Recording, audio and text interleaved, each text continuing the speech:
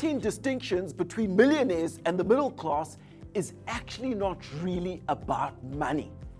It's a book about values, about mindset, about the difference between people who have long-term thinking versus those who have a short-term mentality.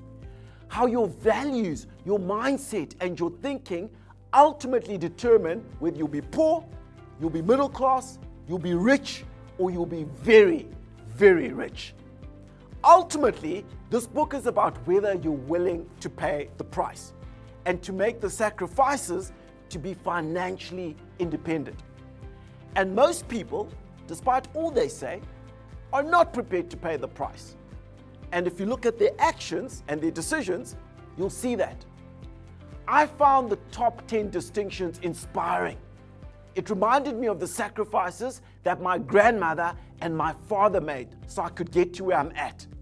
It also spoke to the responsibility I have to future generations in my own family, in Zimbabwe, in South Africa, and across the rest of the continent.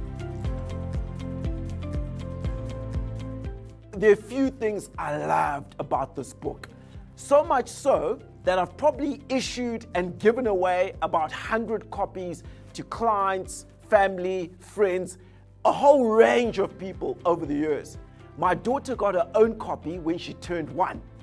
Firstly, it's crisp and to the point. You can read through the entire book, each of the top 10 distinctions, in less than 2 hours.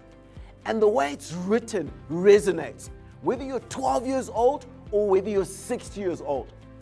Obviously, the distinctions themselves really spoke to me.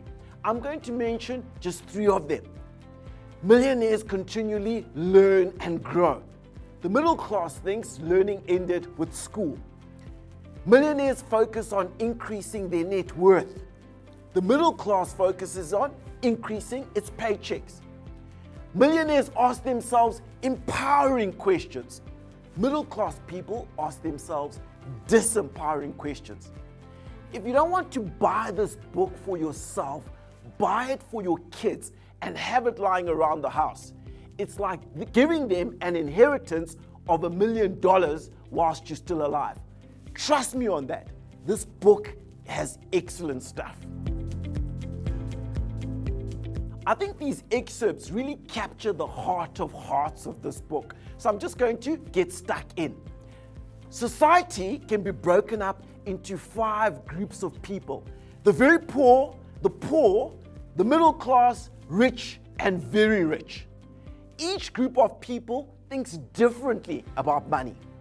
Very poor people think day to day. Poor people think week to week. Middle class people think month to month. Rich people think year to year. And very rich people think decade to decade. The primary goal of very poor and poor people is survival.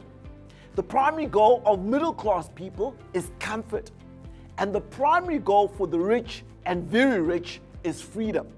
What you believe about money has everything to do with how much money you will make. Close quotation marks. That captures the essence of this book. I've actually been lucky. My father and my grandmother lived the principles in these books. They were great role models. So I already knew and practiced the principles, even if I called them by different names. What this book really gave me were 2 things. Firstly, it allowed me to step back so I could check the areas in my life where I was doing well and where there was scope for improvement. It's a great compass to navigate with. It's also been a great framework to discuss financial decisions with friends and family. When it's coming out of a book, people aren't as defensive. It's not a personal attack. The second, and perhaps the most profound effect this book has, was that it spoke to my brain, my heart, and my soul. And that is its greatest strength. And the top 10 distinctions between millionaires and the middle class has been designated as a Mr. Mac Book Club classic. Enjoy it.